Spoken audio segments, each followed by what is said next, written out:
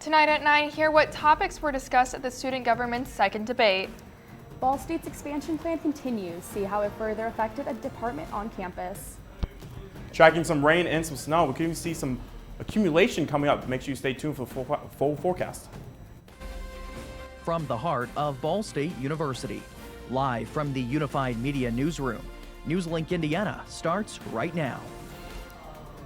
Good evening, everyone. Thanks for being with us. I'm Lily Cedardahl. And I'm Delmy Hernandez. The Student Government Association held their second debate of the 2020 election cycle tonight. The presidential and vice presidential candidates answered student questions about a variety of topics. NewsLink Indiana's Tyler Brummett was there and is live tonight in the newsroom. Tyler, what were they talking about? Well, Lily and Delmy, as you would expect, there was a lot talked about tonight, and there were also some topics that were revisited by the three slates in tonight's debate. Those topics discussed at the last debate. But of course, something that was visible is that there were more students in the room, the SGA slates, pointing that out. Just take a look at this video right here. At tonight's debate, several topics from the last debate, as we said, were revisited. And it was a bit different as the questions were submitted by students. Orem, Bold, and Alliance answered questions about what changes they would want to make if they were elected into office. And there was a big topic that was discussed about that viral video that we've been talking about here on NewsLink Indiana. They talked about an op-ed that was published by our news gathering partners at the Ball State Daily News. In that op-ed, more than 30 faculty members said they support Professor Shaheen Borna following this video that went viral when police were called on a student for not changing seats. The members in the op-ed say Borna was a dedicated faculty member. Here's a little bit of what the three SGA slates had to say.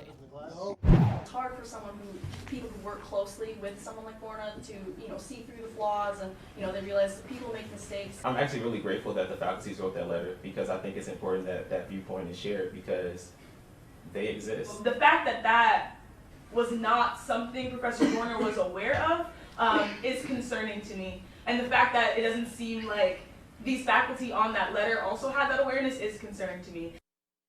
As we mentioned, tonight's debate was the second of this election cycle. The third and final debate will be taking place in just a few days, Thursday night at 7 o'clock, all of this leading up to voting on the 17th and 18th. What you need to know is that polls, they will be closing at 5 p.m. Results, they're going to be scheduled to come out at 5:30. And of course, NewsLink Indiana, we've been on top of this since the very beginning. We're going to continue to keep you updated both on air and online throughout the rest of this election cycle. Tyler Brummett live for us tonight in the newsroom. Tyler, thank you.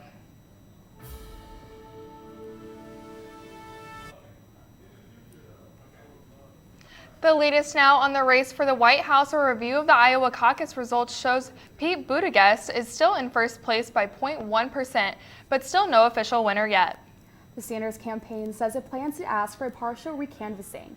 95 precincts have been reviewed so far. Results currently show the difference between first and second place are 2 delegates. The candidates are now looking ahead to New Hampshire. Bernie Sanders is currently ahead in the polls just one day before the primary. The presidential hopefuls even go back and forth sometimes. Former Vice President Joe Biden called out Pete Buttigieg, saying former South Bend mayor doesn't have the necessary experience to lead our country. 24 delegates are up for grabs in the primaries. NewsLink Indiana will have the very latest tomorrow at 9.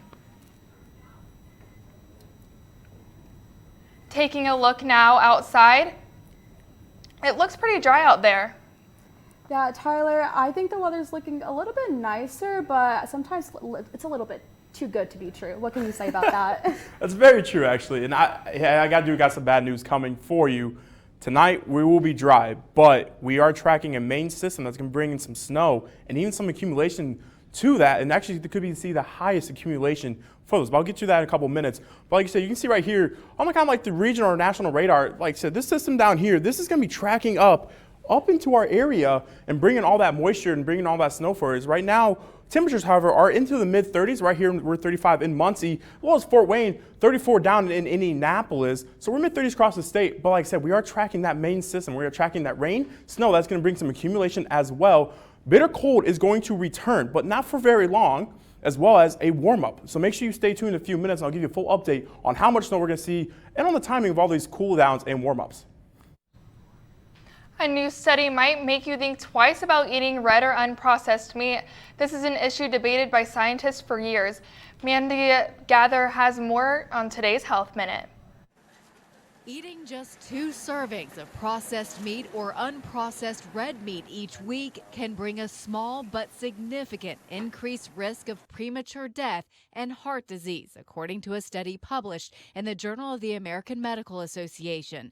Researchers studied long-term data on nearly 30,000 people and determined people who ate 2 servings of meat like bacon, sausage, or a hot dog each week had a 3 to 7% higher risk of premature death and cardiovascular disease.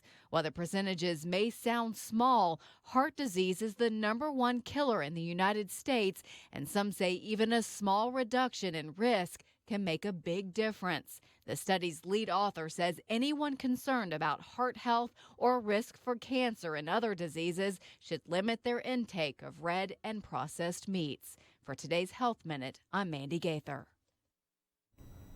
And in other health-related news, Australian researchers say they have found a breakthrough to contain the coronavirus more quickly.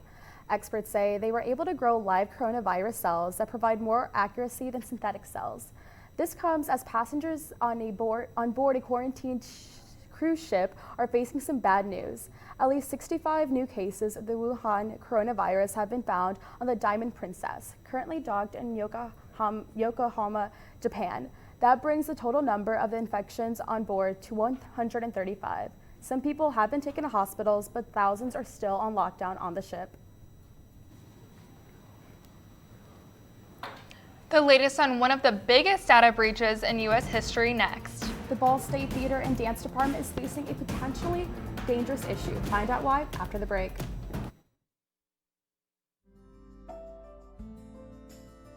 Riding the bus is an easy thing to do. Last year, we carried 60,000 riders from the Ball State area. 50,000 of those were students.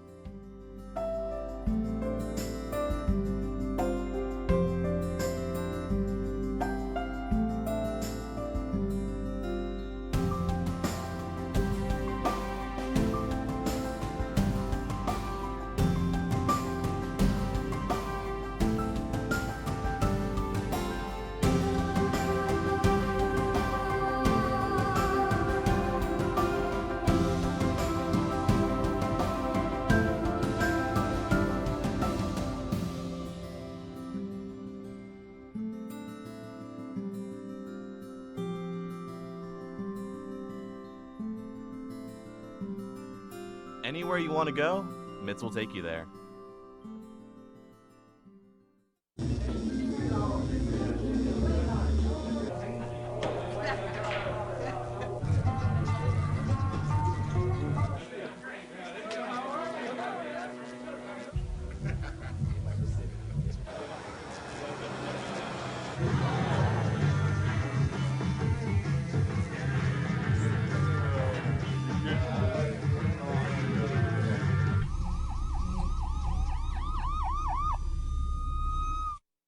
So, I just moved in with his family, and it's embarrassing. The little one, he likes to go outside and crawl around in the giant litter box. I don't know what he's doing. I mean, I was born and I knew how to use the litter box. Look at that! That's disgusting! Oh, poop already! You're making me nervous. Oh, okay, I can't look at this anymore. I really hope he grows out of this, for his sake. Welcome back. The Department of Justice believes 4 members of the Chinese military were behind one of the largest hacks in U.S. history. The 2017 breach affected millions of Americans. Gerald Forges has the latest. The scale of the theft was staggering. Staggering and one of the largest on record, according to Attorney General William Barr. A federal grand jury charged 4 people in the data breach of Equifax, a credit reporting agency. The hackers obtained the names, birth dates, and social security numbers of nearly 150 million Americans. The Department of Justice says the hackers are members of the Chinese People's Liberation Army. Attorney General Barr says it's unusual for the U.S. to charge members of another country's military or intelligence service. Equifax released a statement on the issue saying, in part, the attack on Equifax was an attack on U.S. consumers as well as the United States. Cybercrime is one of the greatest threats facing our nation today, and it is an ongoing battle that every company will continue to face as attackers grow more sophisticated. Equifax disclosed the hack in September of 2017, but it had discovered the breach 3 months earlier. The data breach and how the company handled it prompted the resignation of CEO Richard Smith and a number of civil lawsuits. Equifax says it is spending over $1 billion to enhance security and technology to protect consumer data. I'm Daryl Forges reporting. To protect your computer, the FBI says to keep your firewall turned on, install and update antivirus softwares and anti-spy technology, and turn off your computer while you're done using it. OneMain Holdings Incorporated reported fourth quarter earnings of just over $260 million today. The Evansville-based company said it had a net income of $1.91 per share. Earnings for non-recurring costs were $1.96 per share. These results beat Wall Street expectations by 24 cents. OneMain shares have increased roughly by 7% since the beginning of the year. In the final minutes of trading today, shares hit $44.98, a raise of 50% in the last 12 months. An expansion on the story we brought to you 2 weeks ago, NewsLink Indiana's Emily Harless met with faculty and students of the Department of Theater and Dance and here at Ball State University to talk about their funding for scholarships decreasing. That's not the only thing that was affected within a department. There is actually a bigger and potentially more dangerous issue that the department is facing. Emily Harless reports. This is what the north side of Ball State University's campus looked like in the spring of 2019. Now, it's a construction site for more student dormitories as Ball State hopes to expand its student body. And while it may benefit the university in the long run, it is currently hurting the Department of Theater and Dance, as Carmichael Hall was their only on-campus rehearsal space. When I heard Carmichael was being torn down, my first thought was, oh my God, what do we do? Since Carmichael was torn down, the department has had to hold rehearsals off campus at the Oakwood building. The Oakwood building serves as an office space for Ball State and currently a makeshift theater space for students and directors for the department, something director Michael Dane says can be difficult from a directing standpoint. Everything's on a different orientation. You can't set up the stage space in a way in which it fits into the room unless you turn it on its side. While it may be more challenging from a director's point of view, it can also be dangerous for students. The building is located on Oakwood Avenue, which may not be too far from the main campus, but can be especially hard to get to for students without cars who have to walk across Bethel Avenue to get to the building. Students like freshman Amalia Benheim, who was scared to even walk until last week. I know that I was afraid to walk alone until this week. And actually walk at all until this week, also because it's snowing and it's dark and I don't know the streets well. Dane is also concerned for his students' safety. The building itself is safe. The thing that I have the biggest concerns about from a non-artistic standpoint is what you've already mentioned, which is students getting there and getting back from there. I know there's the bus service, but maybe there needs to be something in addition to that. While the building's location may be an inconvenience, Department Chair William Jenkins is thankful for all that the university has done to try to help during the tough time. We're very blessed that the university has come up with this space for us. Benheim disagrees. I'm all for making the school bigger because it's hard to come from a city and be in Muncie, which is in the middle of nowhere and not a lot of people, but that should definitely not come at the expense of, my passion. Despite the fact that this year has been difficult for all members of the department, they're hopeful that Ball State will help the department more in the future. Our biggest hope is that at some point maybe there's a new space that is easy for everybody to get to, and it's has everything in it that we would possibly need in terms of both rehearsal spaces and performance spaces. In Muncie, Emily Harless, NewsLink, Indiana. For any student currently rehearsing or starting rehearsal at the Oakwood building, Department Chair William Jenkins wanted us to emphasize the importance of catching buses and carpooling to keep people as safe as possible. Well, with people walking out in the cold, Tyler, what can you tell us? Yeah, you see notes here, not much change in the next 12 hours, but we do have some major changes in the next 48 to 72 hours. So definitely take advantage of the next 12 hours because we do have some cooler temperatures and a lot of snow on the way. If I could go back and change it all, I would. I think I'm gonna miss you the most. I'm sorry. I'm so sorry. I'm so sorry. Maybe it's just the little moments. If I could go back and change it all, if I could go back, I would. but I can't.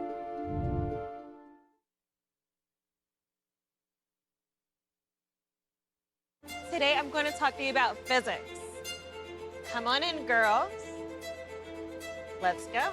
This is the first rocket to get humans to Mars. Really tall. I'm a rocket structural engineer, designing and building parts of the rocket. You are the generation that will be stepping foot on Mars. Do I have a group of astronauts on my hands? Yes. You can become a rocket scientist or whatever else you want to be. Hey, Bobo, do trees tell each other stories? I'm sorry. I'm afraid I don't know that. Hey, why don't we go find out? Listen. Do clouds take naps? I couldn't tell you. Dad, do stars visit their friends? Look!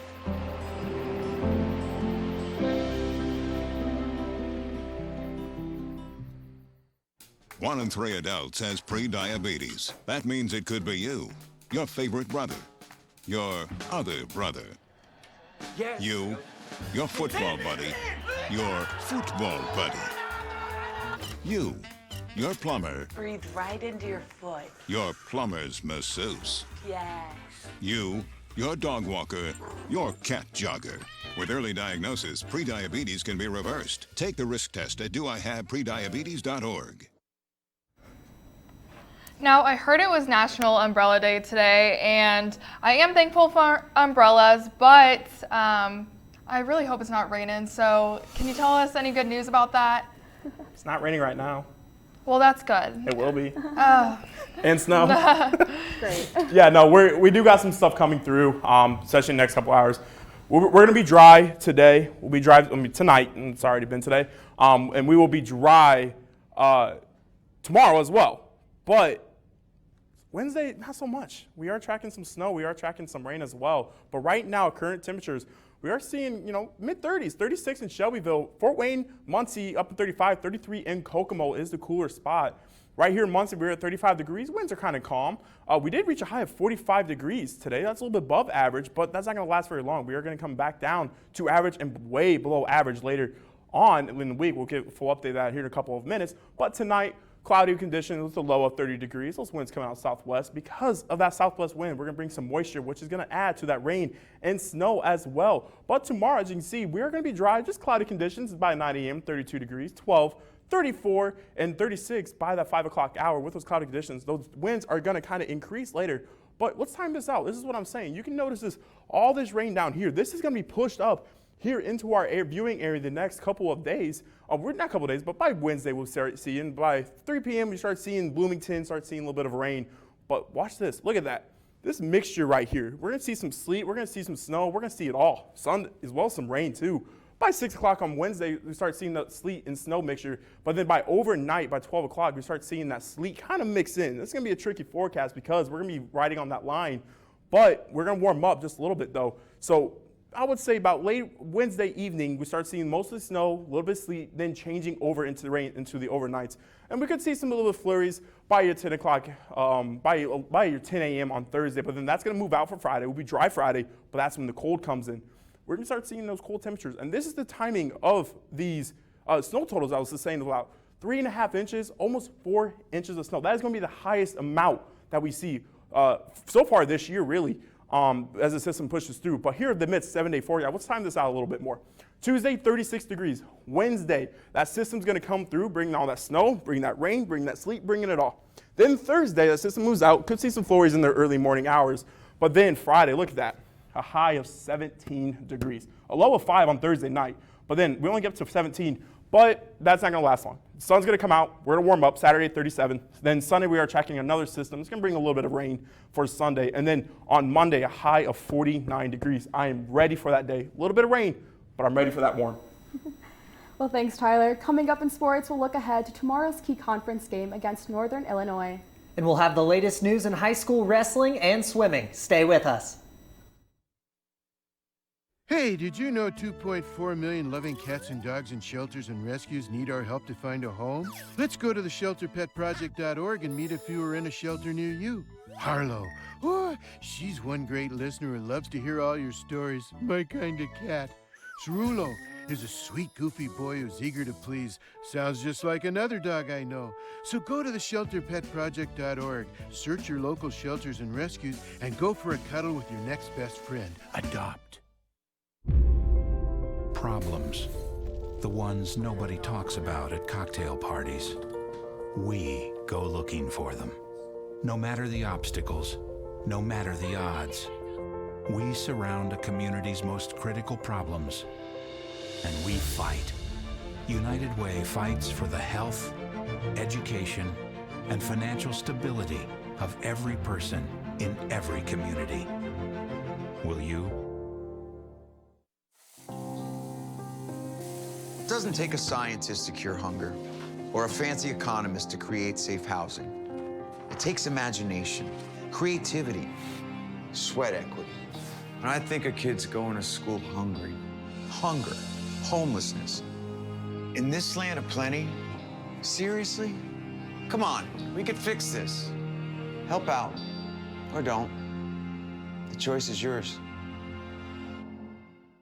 Weeknights, NewsLink Indiana brings you the news before you go to bed. But Friday mornings, you're waking up with Cardinal weather. We've got the latest news headlines. Freezing temperatures have set in all the way down in Louisiana. One man dead after flooding in Venice, Italy. Up to the minute weather conditions. Cold temperatures are the story this morning. And of course, lots of fun. Andy Keister, former cheerleader, up top right here. I do have, I don't know if you can see it, a toucan this morning? Toucan, the Fruit Loop guy. Join us Friday mornings at 8 on Facebook Live.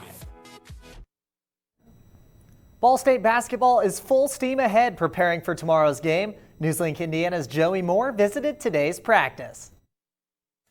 The Cardinals will host the Northern Illinois Huskies, who lead the MAC West, but Ball State is ready for the challenge. They're in first place in the West right now. They got a great player in Eugene German, and we haven't been home very much, so we're excited to have a great crowd in here and a great atmosphere and be able to play in a big-time game. Junior guard Ishmael Alamin is excited for the matchup with the Huskies and is ready for the challenge. Of course, they're leading the West right now, so of course it's a big matchup for us. So we both teams are two good defensive teams, so just excited for the matchup tomorrow and excited to be ready to play. Northern Illinois guard Eugene German leads the MAC in scoring. Stopping him will be key for Ball State. He's aggressive. He has multiple ways he can score the ball. So just like I said, staying in front of him, make him take tough shots, and we know he's going to hit a couple tough ones. But as long as he takes tough ones all game, I think we'll be okay.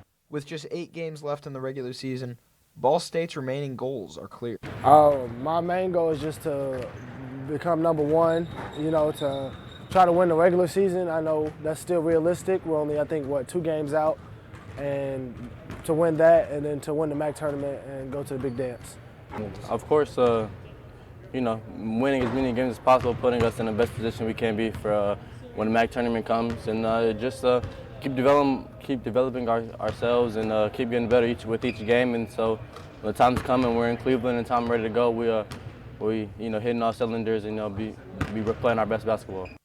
The Cardinals and Huskies will tip off on Tuesday evening at 7. In Muncie, Joey Moore, NewsLink Indiana. They'll look to rebound after their first conference loss.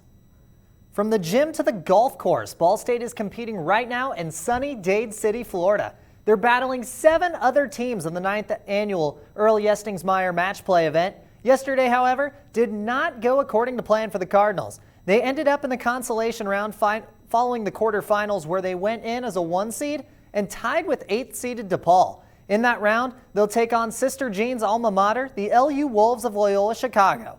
Shotgun start is set for 8:30 tomorrow morning. And the Blackford girls swim team made a splash this weekend in Jay County. This included a record-breaking performance by Natalie Blakely in the 200 fly, the original record dating back 18 years ago all the way to 2002. Despite the strong performance, Blackford finished 11th out of 13 teams. And finally, as the Bruins break records, the Delta Eagles are sending a handful of wrestlers on to semi-state. While chasing a regional title at Jay County, Delta fell just short by 7.5 points. They placed second with 7 of their wrestlers moving on to semi-state. John Robinson and Dylan Tuttle walking away victorious. Gage Klein, Lucas Fox, Josh Jones, and Evan Hill were all runner-ups. And Payne-Blackburn finished third. These 7 will travel north to the Memorial Coliseum in Fort Wayne on Saturday for the semi-state contest. Now, what a performance there by those Delta wrestlers, and Blackford Swimming breaking plenty of records as well. So you said they're going to a tournament this weekend on Saturday? Yes, the semi-state tournament up at the Memorial Coliseum. Should be some exciting action. Well, good luck to them. Coming up, we will share our favorite winners from the Oscars last night.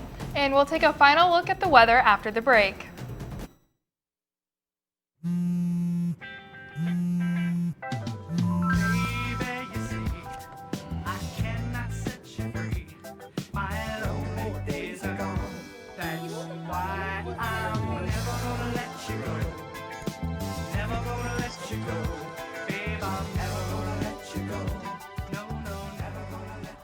Here you go.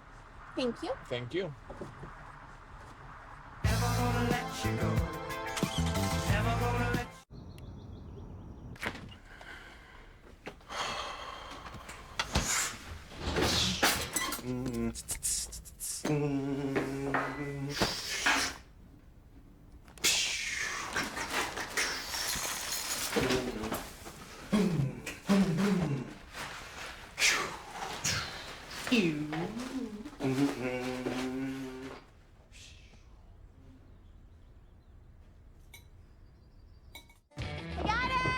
Hi.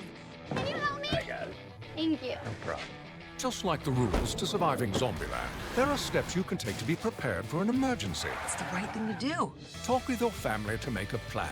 Look for safe areas to meet up if separated. And stock up on supplies. It's never too early to get prepared, so start now. Right now? Right now. You can't predict emergencies, but you can be ready. You're welcome, America. Visit ready.gov today to learn more.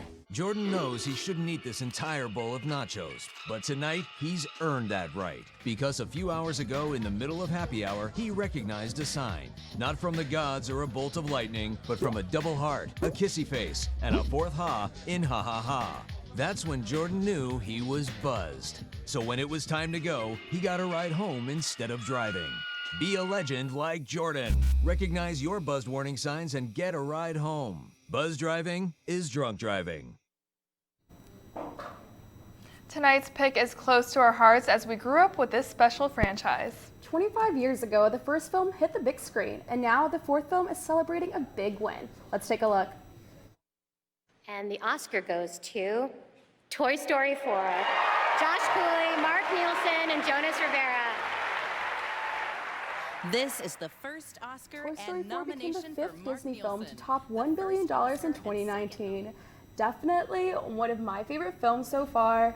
I really enjoy the little teddy bears that are in the film. Not sure exactly what their names are. Kind of sad because they are one of my favorites, but I think they're hilarious and about the perfect duo. Yeah, and I have never seen Toy Story 4, and I know you have, and you said it's really good. All my friends have said it's really good. Have you seen Toy Story 4? I've only seen Toy Story 1. Oh my gosh. Oh my gosh. That's my What? heart. Yes. Wow. Well, I think it's a really good Feel film, judged. and I think it was a really good, deserved win. But aside from that, Tyler, once more, talk to us about the weather. Yeah, we got some dry weather tonight. Not much longer though. Wednesday, we're having a major system coming through. Could see the highest snowfall totals of the year on that day. I'll show some totals earlier. 3 to 4 inches of snow is possible with some sleet. So make sure you take your time on Wednesday. It's going to be slick roads out there. The timing of this is kind of tricky as well. We're going to see kind of more of an evening until overnight. So Thursday morning, also expect to take your time out on the roads as well. But once we get through that, cooler temperatures are going to return. We're going to see that bitter cold, low of 5 degrees on Thursday night, high of 17 on Friday. And then we start to warm up on Saturday. The sun comes out, 37 degrees, and then look at that. 45 degrees on Sunday with a little bit of rain. That's okay. You don't need an umbrella. And then Monday, just keep the umbrella handy just in case. Could have no system come through, but a high of 49 degrees. That is what I'm talking about. I love it. I'm ready for the warm weather. I just want to get through these next couple of days for sure. Oh, agreed. And that's all tonight for NewsLink Indiana. Be sure to join us again tomorrow at 9, streaming 9 live on Facebook, NewsLink's Facebook page. And for news anytime, anywhere, go to ballstatedaily.com. Have a great night.